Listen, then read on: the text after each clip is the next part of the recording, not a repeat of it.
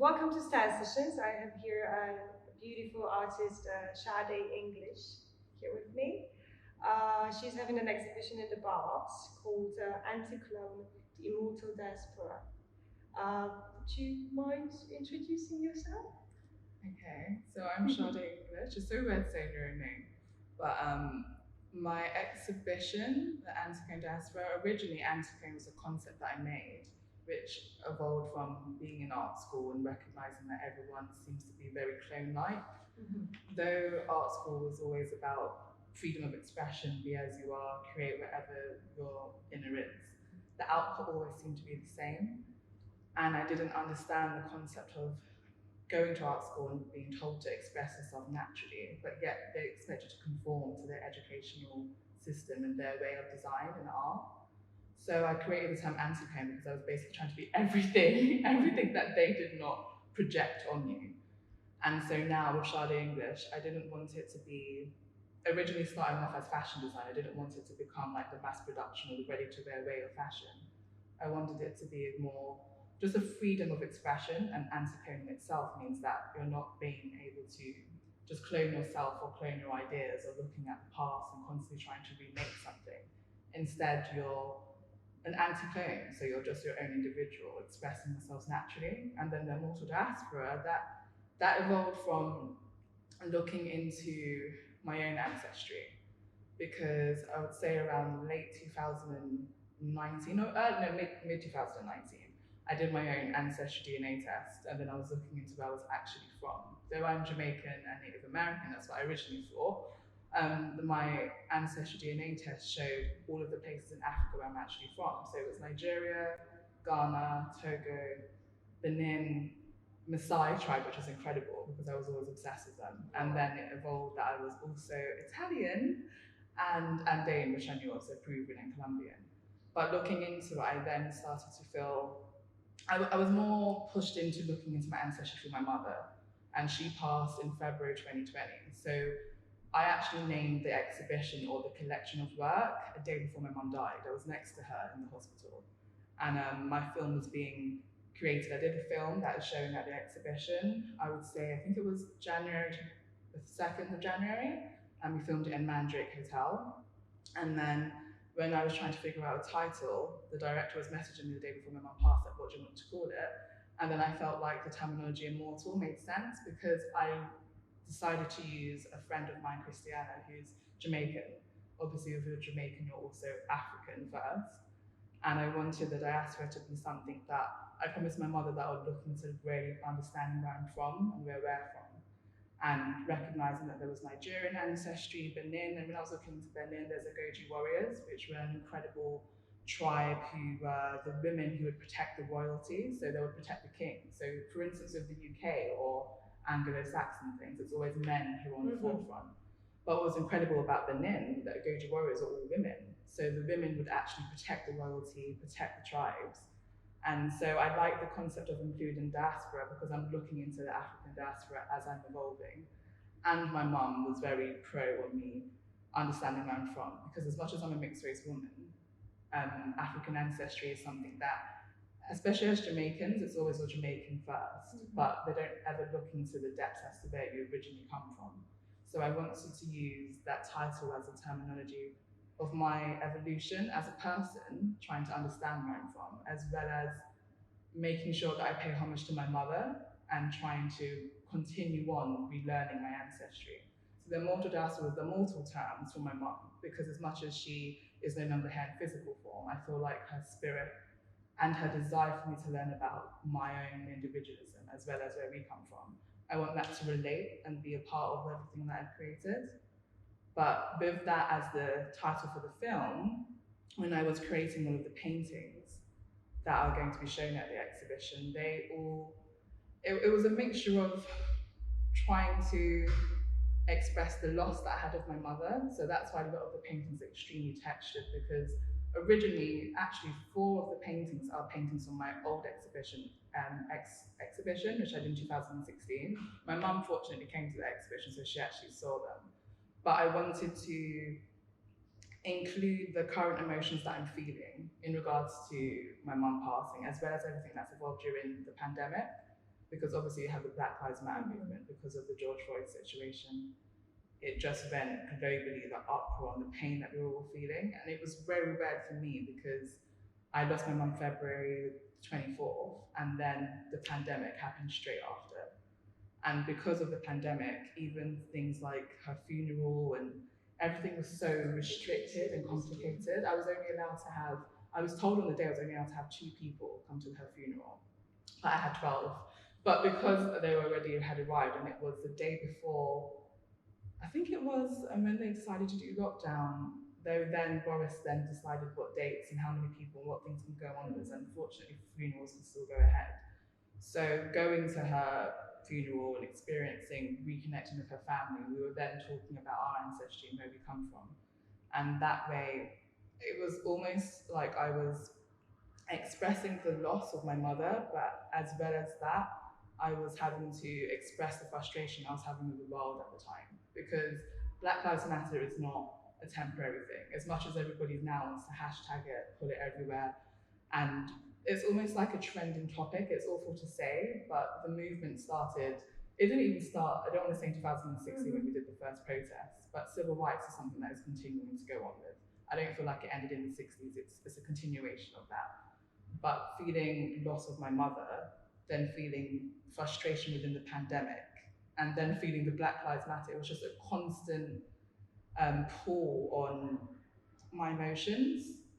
As much as I wasn't having to, I don't want to call it mourning, because I feel like with my mother, when she passed, it wasn't, though it was premature, because she was only 53, I was aware that she was going to die because she had cancer. So experiencing and witnessing her actually go in front of me, that emotion, I felt like it was no longer that she had passed and that was the end of her life. I felt like her spirit then was with me.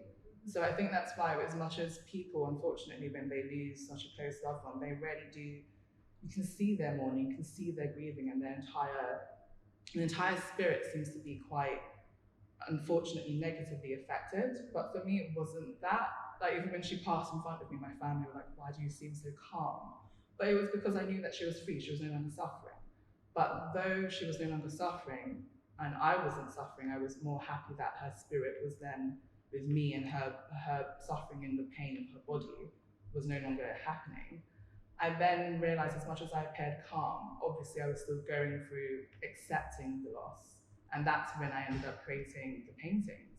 And that's why there's so many layers of texture as well as paint. And there's the layers that are literally there are the layers that I have within myself. Because as much as I may appear very calm, I am, because I've accepted it.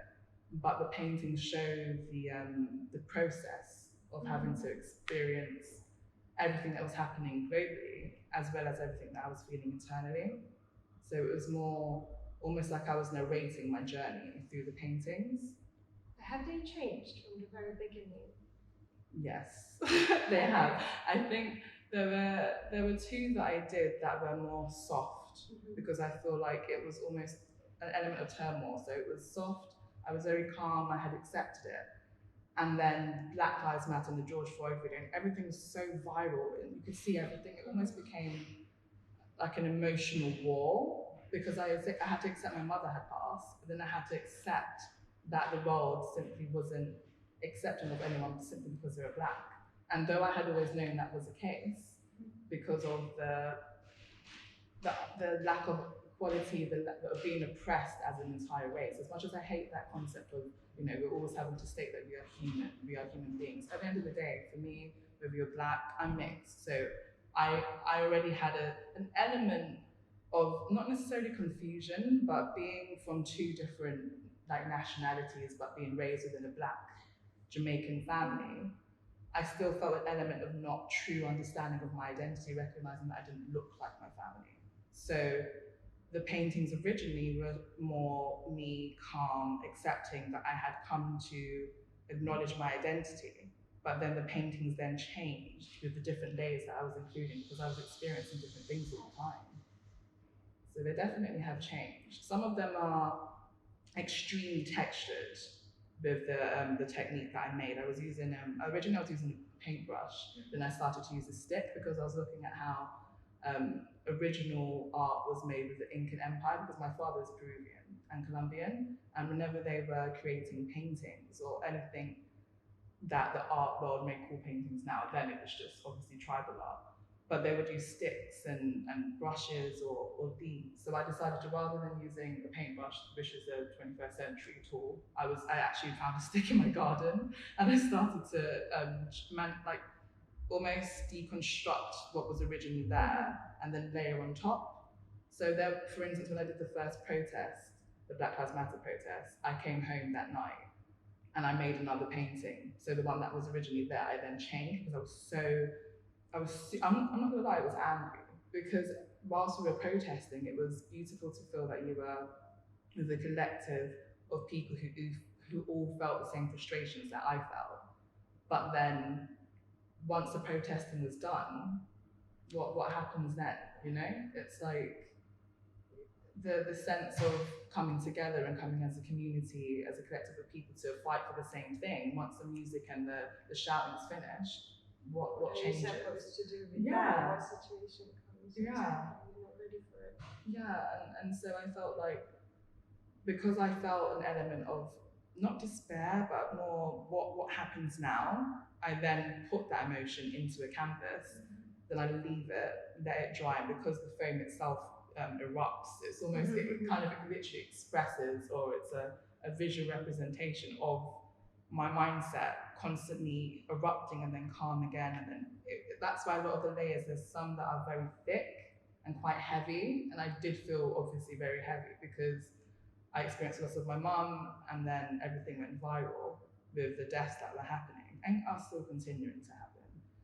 But then also, as time has gone on, I then, rather than always using the color black, because that's always been my foundation for me, I'm not anti-color, which may seem ironic because none of my work usually has color in, but I wanted to bring in white because white stereotypically is very pure and very calm, and black is always seen as darkness. But though I was experiencing darkness because of the situation, I also I didn't want the darkness to become the overall conclusion of it. I felt like bringing in the color white, you can still see the layers and the textures of the frustration or the emotion that I felt, but the white makes it not so harsh on somebody who visually sees it. It becomes something where you see the darkness, but then you see the light literally, because white again is seen as pure. But overall, I feel like the exhibition is almost an introduction, because though I have begun with paintings, I do intend to do a collection, but the collection itself will be me more not being so constricted to always wanting to do everything anti-stereotypically women's wear, because I originally did study fashion design women's wear, and then because I didn't like the stereotypical women's silhouettes, everything so fitted and very sexualized.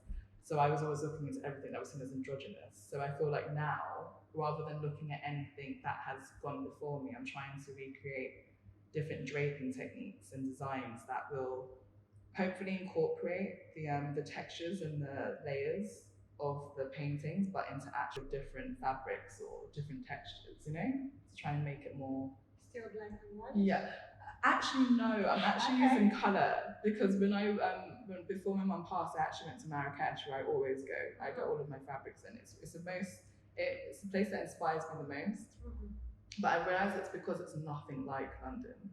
Marrakesh is it's like an energy. Everyone there, Instagram, social media, none of that exists. Everyone's just loving their family, they work as a community. It's all about putting money on the table to feed your family and live life as pure as you can. So for me, being an artist as well as a designer, I don't like the concept of making anything that can be remade, because then I'm contradicting myself. I can't call myself Anticlone if I'm making a garment that is cloned. So that's why now I've decided that every piece I'm going to make is going to be one-off pieces and they won't be replicated. So it literally now fits the concept of Anticlone. But it is going to have colour, because when I was there, my mother was always saying, like, you need to do colour, experiment with something else. And though I feel like black and white has always been my comfort blanket, I do want to incorporate colour, but in a way where it's more colour block rather than multicolored. Because for me, my mind, I find it uncomfortable to, though I can appreciate things like Jackson Pollock or artists that have layered different colors, how I express myself, I feel like I need to have one block because there's so many layers to me and so many things that I'm having to process, aka my mom's passing, as well as living with her spirit, as well as living through life as I go day by day. If I had multiple colours, it would be too much of a distraction for me mentally, because I almost see painting as therapy, if that makes any sense. Because that way, rather than like keeping everything locked up within me, if I feel something, I put it on a canvas and then I leave it, I move on. I think that's why some of the paintings I have used in 2016 and laid on top of it, some artists don't. They create something, they archive it, and they keep it as it is. But for me, those paintings, I personally can relate to, but they're no longer valid because those paintings I did, I was going through. My mother and I used to argue a lot, and I was very angry in 2016 because I was going through like a really bad breakup and trying to get out away from that because it was a 7-year relationship that ended really badly. It was quite destructive, to say the least. And so those paintings were me representing the emotion that I was going through then. But because I am over that, I've had closure. Looking at those paintings now, it's a part of me, but it's not who I am now. It's not valid anymore. It's not valid anymore. It's the past. And I feel like archiving things from the past, I feel like you need to let go of the past. The past can make you who you are, but it doesn't define who you become. As much as my ancestry is quite, it's rich and it's beautiful, the Incan Empire with Andean people, with Mayan people, like in terms of my Native American ancestry, though of course, Columbus found America and there's still some darkness within it, but in terms of how they came together to make their own community, to help their own community, it's very rich. But then when it comes to the African ancestry, unfortunately, because of slavery and because of all the darkness that goes with that, obviously slavery is not where African history began. Like the first university was invented in Mali. Books and education, books were known in Africa before European people were founded. So because I'm aware of the history and the richness that came before slavery, the terminology immortal for me is more, rather than seeing my ancestry as, okay, so this and this amazing thing happened and then slavery came and then that's it. For me, immortal is that I feel, now that I know that my ancestors come from Benin, that they come from Masai tribe, that they come from Ghana, because there's so much richness within that, I feel like their spirit is immortal. So though I've got closure of the paintings, that closure is my personal journey of having to grieve my mother, of having to grieve society, and having to deal with accepting everything that's happened in my personal story or my personal journey. But closure comes with the paintings being done and then they're complete and then I move on. But the terminology immortal for me is my mother. I don't feel like when I literally saw her take her last breaths, I don't feel like she died, that's it. Marcia Byfield that's where she ends. For me, her spirit is within me because I literally saw her die in front of me. So with that, as much as it was a very emotional process, I feel like her determination to achieve and her like constant, demands of me to do certain things, her spirit itself is immortal because I personally feel like she will not die until I've died. And if I have kids, then I won't die and she won't die. But if I don't have kids, it ends there. But I feel like her spirit and my ancestors' spirits, they are all immortal within me because I'm still alive, if that makes any sense. Yeah, I feel like they guide me. Like even if I have moments where like any human being where I may feel low or if I feel somewhat incapable of doing something, I remember that if my ancestors managed to get through it, then I have to try. If my mother managed to achieve certain things, then I feel like their determination and their strength is immortal within me because I'm now having to take on board their spirit and it's no longer just me that I'm representing, I'm also representing them. So that's where the immortal terminology came from. With X exhibition, that was at the Format Gallery, 2016. And that was not my first, but it was the first curated exhibition that I did that showcased only visual art, so there was no fashion design within it. You curated it yourself. Yeah. And that included about 10 paintings, 10 canvas paintings, and a whole photography series, and that included Anticlone identities. I should explain. So Anticlone identities is a photography series that I created. I originally started Anticlone identities with a photographer named Josh Foe. Though I art directed it, the original imagery was taken by Lisa Carletta, and Josh Foe is the one who edited it in the way that I wanted it to be done. And that includes individuals who fit the Anticlone concept, so they're basically individuals who do not wish to fit society's values. So they're individuals who might be performance artists, people who have scarification, so they're not the stereotypical ways in which fashion industry wants models to appear to be. There are Vogue dancers such as like Benjamin Milan, Gianni, and it incorporates basically individuals who I feel fit the Anticlone concept. So they're living to be their true selves, and they're within the arts industry, but they're not necessarily people who are seen as mainstream artists or people who are seen as established, whatever established means. And with that, they are photographed wearing my design. So from a previous collection, I think that was Embodies collection. So it was a textured leather structured pieces that were inspired by me looking into Maasai culture at the time. Before then, I didn't know that I was part Maasai, so that was interesting when the DNA test came through. But the exhibition itself was me art directing films as well as paintings. And then those paintings that I did in 2016, I have now used, and so about 2 of them are incorporated within the exhibition African Diaspora. And with that, those pictures, so those paintings themselves, they were me expressing a personal journey that I was going through with accepting issues such as colorism within my family. My nan, Daphne English, that's why my surname is English from her. There was a lot of colorism issues in our family, and colorism itself is if you're lied to, you seem as better. And I was having to understand that concept within my family, that dynamic, because my nan favouritised me more than my mother because I'm mixed race. And so we had a complicated relationship between us because of that.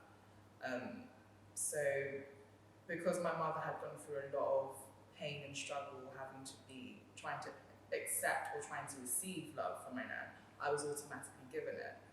And only in 2016 did I accept that it was because I was lighter. So it was quite a dark story, but it's a story that is very common within the Black community, unfortunately. And we do it to ourselves. It does stem, originally colorism, in my opinion, is an extension of racism that evolved from slavery, but unfortunately, because of the Western ideas of beauty, this is a thing. But I was very in denial about it. I didn't believe that was the reasons as to why, but now and then, in 2016, I accepted that, but I was still finding it hard to deal with it. So that's when I started to paint, because as much as I love draping fabric, a garment for me isn't enough for an output if I'm feeling something. For me, a garment is almost like an extension of who you are. It gives the viewer an idea of your character, but then I also feel like you shouldn't judge people based solely on what they're wearing, because at the end of the day, it's just a garment. And I feel like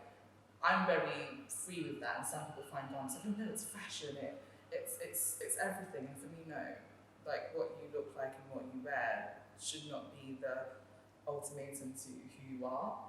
But with paintings, I feel like that does illustrate who I am. And it's very raw, because I do abstract art. It's not something where I'm trying to do fine drawing so it looks exactly like the object. For me, if I'm feeling something, I put it on a canvas, and that was the first time exhibiting it, because I feel like when you go to, especially down the College of Fashion, though it was within the arts as a university, UAL, it's like, even within the arts world, if you do fashion design, you're only a fashion designer. If you're doing painting, you should only be painting. Yeah, it restricts you, it limits you, and I just didn't feel like making clothing was all I wanted to do. So though I did incorporate Anticlone Under Construction, which is the Anticlone, the Immortal Diaspora, the film that's showing. It's a second series, or third, should I say, because I'm making a garment live, but it's filmed over 5 hours, and that was the first time I did Anticlone Under Construction for X exhibition. And I used a friend of mine, Palmer Ham, and I basically painted fabric as if it were a canvas. And I put all of my frustrations of life at that time onto the fabric itself. But then I drape it onto that. So rather than using stitching techniques only, I was using glue, I was using rope, I was using everything. And then it almost becomes a wearable canvas in that sense. So I feel like that's when I introduced myself as someone who was working with different mediums. And then those canvases I used for this exhibition, because again, as I said, I feel like those canvases are my past, and presently I can't relate. I can relate and understand how I felt then, but it's 2020. The things that I've gone through now, like my mother passing, Black Lives Matter, like getting over that awful breakup, and now evolving as a person, because as much as I'm 28, I lived at home with my mother for practically all my life, so I still had someone to answer to, but now it's just me. I made the film early January, the beginning of January, so the Black Lives Matter protests that are now you're seeing all over the world weren't happening. But because I was relearning about my ancestry, I felt it was very important for me to use someone who is Black, who represents me, but also somebody who isn't the same skin tone as me because of colorism. I'm very aware that me even being a mixed race artist, the role in society would treat me differently because my mother was treated differently to me, even though she's my own mom. So with that, I felt like rather than using somebody who looked 100% like me, I wanted to use a darker skinned female who represents to me beauty, because I feel like within the Western world, Black women are seen as the least beautiful. Yeah, and it's wrong and it's disgusting in all ways, and it's easy for me to say, but in terms of the actual industry taking that and not seeing us as a token, whether you're mixed or whether you're Black, I felt like as a mixed race Black woman myself, rather than being angry at society for not representing my mother or other Black women, it's now become, I feel like it's almost my responsibility that I've put upon myself to now showcase and platform human beings who are beautiful, not just because it's a trend, but because that's the reality.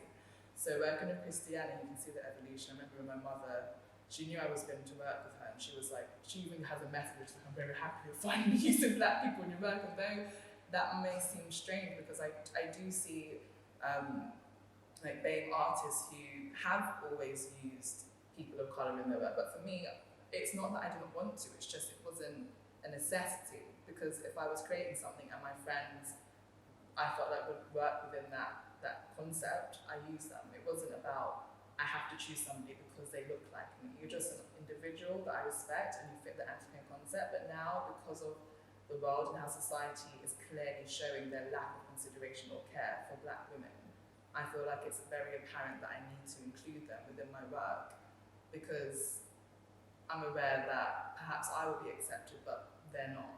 And that's just a fact. And as much as I didn't ever want to accept that, I think having a Black mother, a darker skinned Black mother, she always told me towards the end of her life, you need to recognise you are going to be treated differently because of the way you look. And I didn't like hearing that, because for me, like, I'm you, you're an extension of me, I'm an extension of you. But unfortunately, that is the case. So with the Anticlone, the Immortal Diaspora, I wanted to use somebody who represented the African diaspora, and that's Christiana. So even with the film, I make a headpiece that you see in the film, and that is inspired by the Maasai tribe, because a lot of the men, they would use a red clay that would make their hair structured.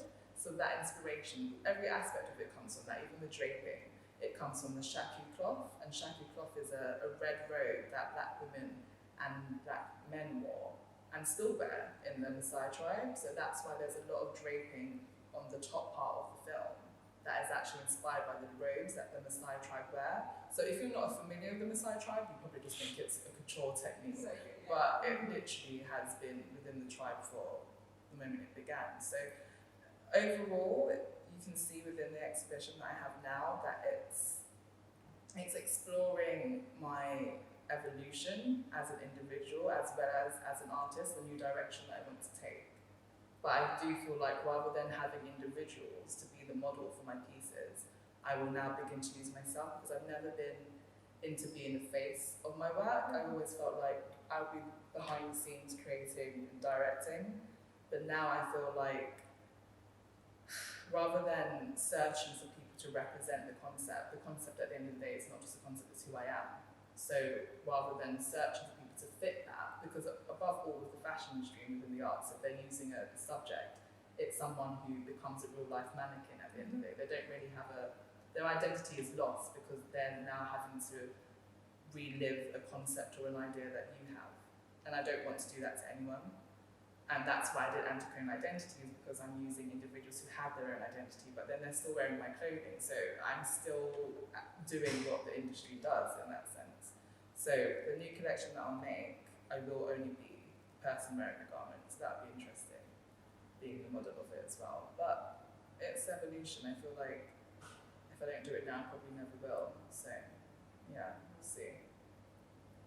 Just coming back to your abstract paintings, just wondering why foam? It actually was a mistake. I was redecorating my house, and then I saw how it began to expand and how it grows and how it changes. And I automatically was just like, I have to use it, I have to try and see how I can experiment with it. Because again, even if I feel anger or upset, or if I'm experiencing loss because of my mum's situation, it doesn't stay that way. I'm not constantly angry that my mother had passed, I'm not constantly angry that the world is somewhat racist. It's the first feeling that I feel, and then I also accept it, and then I'm trying to find a way to fix it. Though I believe we can't fix racism, and I can't fix the fact that my mother is no longer coming back, I do also feel that there's a calm with it, where you have to just see it for what it is, and find your way around it, and navigate your way through it best you can. And with foam, as it starts to expand, it then gets soft. It's no longer solid, and it's even light, and it's soft to touch. So though you shouldn't touch it, I actually have, I literally was using my fingers, and then my skin was a complete mess. But I enjoyed being able to manipulate it, because the world tries to manipulate us. So with that, it was interesting to feel a certain way and literally spray it in a very aggressive manner. But then as it began to get too big, I no longer felt that anger once I had finished spraying the foam. So then I had to manipulate it to be slightly softer, and then also when it became too soft or too flat, I had to change it to make it more alive again. It's amazing how you can take it as a metaphor to life, a metaphor to the problems, and to the element, and to your own emotional problems and your own situation in your life and all this stuff. And you're trying to make it softer and just like make it easier and stuff like that. And suddenly you need to feel more, so you just put layer on it. Yeah. It's kind of a metaphor to life, which is amazing because it always changes. Exactly. It's kind of it's just got to you. No, it's true, because that's the thing is, I feel like to walk. I have been that person. I did used to sometimes, especially when I went for that awful, very destructive relationship that I had, I was walking around angry for a very long time. And as much as I felt like I was over it, I wasn't. I was broken from it. So when I did those paintings, I moved it aside. But then when I look at them, I don't feel anger anymore, but it's almost like, God, why did I have to illustrate all of that anger and show it to the world? Like, I'm much more stronger now. So I want to showcase more the strength that I've had to build up to get over it. And with the foam, and then with painting, and then with spraying, it's like I create it. I manipulate foam to be something quite intense, but then when I'm spraying it, the intensity softens because it becomes one colour. And I think that's what enables it to be like therapy, because you can see where you were angry, you can see where you finally accepted it. But then the spraying and the colourway making it all one tone then brings it all together, and then it's almost like the colour makes it, it's like almost concludes it and leaves it as it is, and then you can move on. But I think foam is really good in that sense. Yeah. Yeah. That's what it is. I feel like the paintings definitely embody closure, because when I look at them now, I'm not in that mindset. Like when I was making it, I was angry, I was hurt, I was sad, I was also calm. But then when I finish it and I look at it, I'm no longer feeling that way because I've released it. As much as my ancestry is quite, it's rich and it's beautiful. The Incan Empire with Andean people, with Mayan people, like in terms of my Native American ancestry, though of course, Columbus found America and there's still some darkness within it. But in terms of how they came together to make their own community and to help their own community, it's very rich. But then when it comes to the African ancestry, unfortunately, because of slavery and because of all the darkness that goes with that, obviously slavery is not where African history began. Yeah. Like the first university was invented in Mali. Books and education, books were known in Africa before European people even found it. So because I'm aware of the history and the richness that came before slavery, the terminology immortal for me is more, rather than seeing my ancestry as, okay, so this and this amazing thing happened and then slavery came and then that's it. For me, immortal is that I feel, now that I know that my ancestors come from Benin, that they come from Masai tribe, that they come from Ghana, because there's so much richness within that, I feel like their spirit is immortal. So though I've got closure with the paintings, that closure is my personal journey of having to grieve my mother, of having to grieve society, and having to deal with accepting everything that's happened in my personal story or my personal journey. But closure comes with the paintings being done and then they're complete and then I move on. But the terminology immortal for me is my mother. I don't feel like when I literally saw her take her last breaths, I don't feel like she died, that's it. Marcia Byfield that's where she ends. For me, her spirit is within me because I literally saw her die in front of me. So with that, as much as it was a very emotional process, I feel like her determination to achieve and her like constant, demands of me to do certain things, her spirit itself is immortal because I personally feel like she will not die until I've died. And if I have kids, then I won't die and she won't die. If I don't have kids, it ends there. But I feel like her spirit and my ancestors' spirits, they are all immortal within me because I'm still alive, if that makes any sense. Yeah, I feel like they guide me. Like even if I have moments where, like any human being, where I may feel low or if I feel somewhat incapable of doing something, I remember that if my ancestors managed to get through it, then I have to try. If my mother managed to achieve certain things, then I feel like their determination and their strength is immortal within me because I'm now having to take on board their spirit, and it's no longer just me that I'm representing, I'm also representing them. So that's where the immortal terminology came from. And again, I named it literally next to my mother the day before she passed. So it was very much like, I know that she's gonna go, but I also know that that's not where her legacy ends. Her legacy is within me, if that makes any sense. But that's the thing, even with Anticlone alone, I always put Anticlone before the exhibition title because Anticlone for me is a concept and it's also who I am. But it's not only who I am, there's also other individual identities who I feel have the Anticlone concept within themselves, and that's why I want to do Anticlone Gallery. Because though I feel like you should never just have certain goals and then you tick and you move on, I feel like I don't want to only be an artist who represents myself, though I'm representing my ancestry and my mother and their legacy. I do feel like there's so many other individual artists who have an Anticlone concept within their own work, and they are not trying to they're not trying to conform to fit society. So doing an Anticlone gallery, I feel like I can bring everyone who I feel works within their own name and has their own identity and their own way of art and put it all in one space.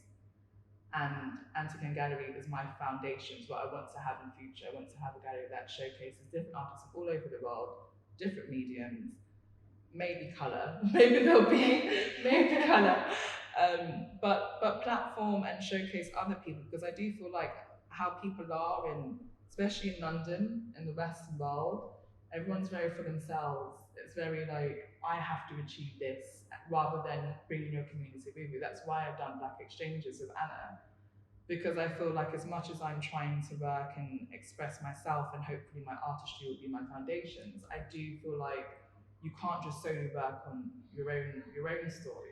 There's other people who may not have the foundations that I had, such as the educational system that I was given, a more of a stable home because of my mother being a teacher, even financial stability.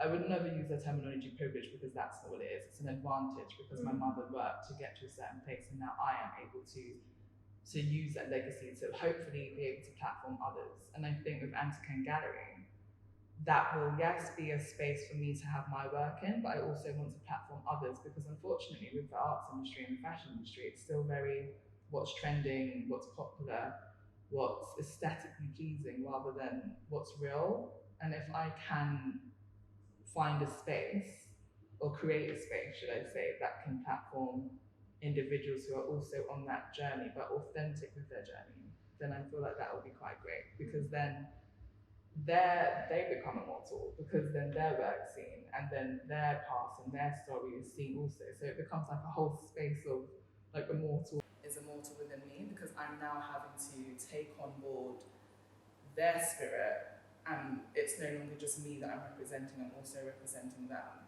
So that's where the immortal terminology came from. And again, I named it literally next to my mother the day before she passed, so it was very much like, I know that she's going to go, but I also know that that's not where her legacy ends. Her legacy is within me, if that makes any sense.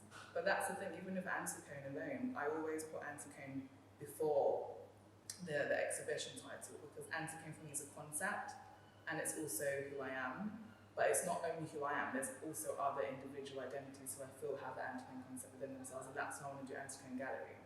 Because though I feel like you should never just have certain goals and then you tick and you move on, I feel like I don't want to only be an artist who represents myself, though I'm representing my ancestry and my mother and their legacy. I do feel like there's so many other individual artists who have the Anticlone concept within their own work, and they are not trying to they're not trying to conform to fit society. So doing an Anticlone Gallery, I feel like I can bring everyone who I feel works within their own name and has their own identity and their own way of art, and put it all in one space. And Anticlone Gallery is my foundation to what I want to have in future. I want to have a gallery that showcases different artists all over the world, different mediums, maybe colour, maybe there'll be maybe colour, but platform and showcase other people, because I do feel like how people are especially in London, in the Western world, everyone's very for themselves. It's very like, I have to achieve this, rather than bringing your community with you. That's why I've done Black Exchanges with Anna, because I feel like as much as I'm trying to work and express myself, and hopefully my artistry will be my foundations, I do feel like you can't just solely work on your own story. There's other people who may not have the foundations that I had, such as the educational system that I was given, a more of a stable home because of my mother being a teacher, even financial stability. I would never use the terminology privilege, because that's not what it is. It's an advantage, because my mother worked to get to a certain place, and now I am able to use that legacy to hopefully be able to platform others. And I think with Anticlone Gallery, that will, yes, be a space for me to have my work in, but I also want to platform others, because unfortunately with the arts industry and the fashion industry, it's still very what's trending, what's popular, what's aesthetically pleasing, rather than what's real. And if I can find a space, or create a space, should I say, that can platform individuals who are also on that journey but authentic with their journey, then I feel like that will be quite great, because then they become immortal, because then their work's seen, and then their past and their story is seen also. So it becomes like a whole space of like immortal diasporas, but in their own way. What about fashion show? A fashion show of awkward silence. I feel like that that could be quite interesting. I am thinking about it because originally I want to do like a Sade English space, and then there's an Anticlone gallery within that platforms different artists. And then I wanted there to be a potentially Anticlone shop that has different artists, or sorry, different designers that also have that aesthetic. But if I'm honest, being in London, I do feel like fashion is still very trend focused and it's very hype beast. That's the terminology that I hate, but it's just everything looks the same. Everything looks the same, and I'm tired of it. And I haven't personally found. I know two designers who I really appreciate, but they're jewelry designers, and one is actually both of them are jewelry designers. There is an actual one fashion designer women's wear brand, but then I don't like the concept that it's women's wear. I don't like this idea of women should only wear this. So this is where I'm finding it a little bit difficult. I feel like not people who do unisex clothing. It seems very streetwear rather than exploring the unknown. And though obviously people can wear whatever they wish, if a brand identifies as a women's wear brand, I don't want to have them within my space because I feel like I don't like the concept of telling somebody what they can and cannot wear. And even if you make a dress but you say you don't mind anyone buying it, you're still calling yourself a women's wear designer, so you're contradicting yourself. But I would like to do one in future, but it's more about having people submit their designs for me to see whether or not it's achievable. I reckon it is, but for now, It's a challenge. It's a challenge for sure, but nothing easy is like it's fun anyway. So hopefully I'll find some other designers. But for now, I'm quite fortunate where I know a lot of artists who I feel have that aspect of Anticlone. So I want to try to platform it in a visual art way rather than wearable, but that will evolve in future. But when, I don't know. I need to find them first. We'll see. But I know that there's a lot of designers that are mainly in Berlin. There's a lot of people who are on the outskirts. Very, very special. Yeah, I've only been there once. I went for a weekend, and I only went to the galleries. It was snowing. It was so cold. Oh my god, it's freezing. But I went to the Kona gallery, and there's some incredible. It's like the most amazing space. It's all concrete. It's massive, and how they create their work is beautiful. But a lot of the artists. Again, like I keep finding a lot of artists who I feel have their concept, but in terms of design, I feel like a lot of people, even if they originally had the Anticlone concept slightly within their work, once they become mainstream, it dies. Yeah. Literally, like the fashion industry, this is what I found so frustrating of going to London College of Fashion, because I thought that when I would go, I'd be able to express myself wherever I wish, and they will just take you as you are. But though the director of the uni did select me for the press station, I was the only person in the foundation year to ever be shown, which was great. But the tutor didn't like it because I didn't overlook my clothes the way they should be done in fashion. This is what I mean. It's like standards. Yeah, exactly. That's what it comes down to. And because I didn't, she told the director Sade shouldn't be showing her work because she didn't do the 10 initial ideas, 7 final designs. I don't design that way. I make, even the pieces I don't have patterns for them. And some people find that ridiculous because they state, if you sold this jacket for X, Y, and Z, someone might want to buy it, you can make an extra money. But for me, it's not, I'm not going to sit here and say it's not about the money because obviously you want to be able to survive, you want to be able to look after yourself. But I do not want to replicate something and then defeat the total concept of Anticlone. If I'm cloning a garment, I will always make something on the mannequin, I will drape it, and that's actually the couture technique. So for me to be told that I wasn't doing things the right way, but yet couture is seen as the highest way of fashion design, and I was doing couture design when I was 12 because my nan was a dressmaker. So he saw that, the director, but my tutor, because I didn't do the front bodice seam this way, I didn't overlook something this way, she didn't understand why I was fighting the way that the standard should be, but I wasn't. I was actually doing a couture technique, but for a foundation student. So though the director saw that, the tutor didn't. So that's why in the end I did a 2-year foundation, didn't do the BA, because I felt like, why am I paying to be in a university that's not even teaching couture techniques? They're teaching me basics that I was learning when I was 10.